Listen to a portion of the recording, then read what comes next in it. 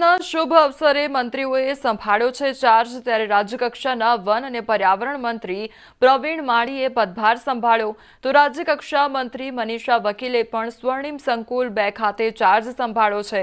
મનીષા વકીલને મહિલા અને બાળ કલ્યાણ વિભાગ તેમને સોંપવામાં આવ્યો છે તથા સામાજિક ન્યાય અને અધિકારિતા ખાતાના તેઓ મંત્રી છે।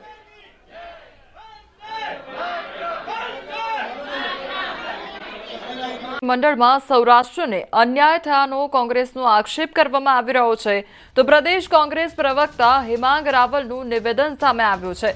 સૌરાષ્ટ્રમાં ભાજપે અન્યાય કર્યો છે અને ભાજપના મોટા નેતાઓને મંત્રીમાં પ્રતિનિધિત્વ આપ્યું નથી તેવું કહ્યું છે। વિધાનસભા દીઠ જન આક્રોશ રેલીનું આયોજન કરવામાં આવ્યું ત્યારે સૌરાષ્ટ્રથી કોંગ્રેસ અલગ અલગ વિસ્તારમાં જન આક્રોશ રેલીઓ છે। મહત્વના લોકો પાસેથી મંત્રી પદ છીનવાય છે તેથી ભાજપમાં રોષ છે તેવું પણ કહેવામાં આવ્યું છે। કોંગ્રેસ પ્રબળ વિપક્ષની ભૂમિકા ભજવશે તેવું પણ હેમાંગ રાવલ દ્વારા નિવેદન આપવામાં આવ્યું છે। સૌરાષ્ટ્રને બિલકુલ અન્યાય થયો છે।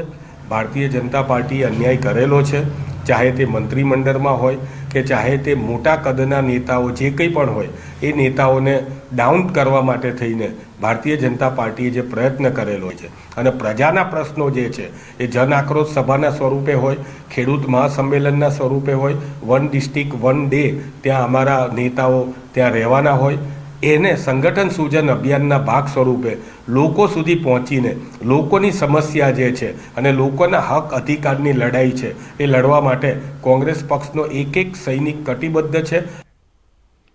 કોંગ્રેસ પ્રમુખ પ્રભારી સહિત નેતાઓ ખોડલધામ જશે અને 28 ઓક્ટોબરના રોજ જશે ખોડલધામ તો ખોડલધામ ખાતે મંદિરમાં ધ્વજા ચડાવી આશીર્વાદ પણ લેશે।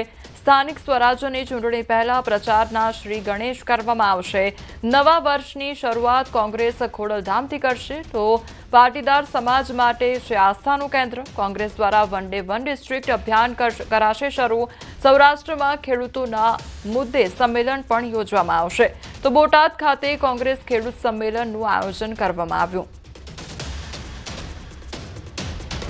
વર્ષની શુભ શરૂઆત જે છે એ ખોડલધામ ખાતે કાગવડ ખાતે તારીખ 28મીના રોજ માં ખોડલના આશીર્વાદ લઈને ગુજરાત પ્રદેશ કોંગ્રેસ સમિતિના પ્રમુખ આદરણીય અમિતભાઈ ચાવડા સાહેબ, અમારા પ્રભારી મુકુલ વાસનિકજી, વિધાનસભા વિરોધ પક્ષના નેતા ચૌધરી સાહેબથી લઈને દરેકે દરેક અમારું શીર્ષસ્થ નેતૃત્વ છે એ માં ખોડલના ચરણોમાં દર્શન કરવા જઈ રહ્યું।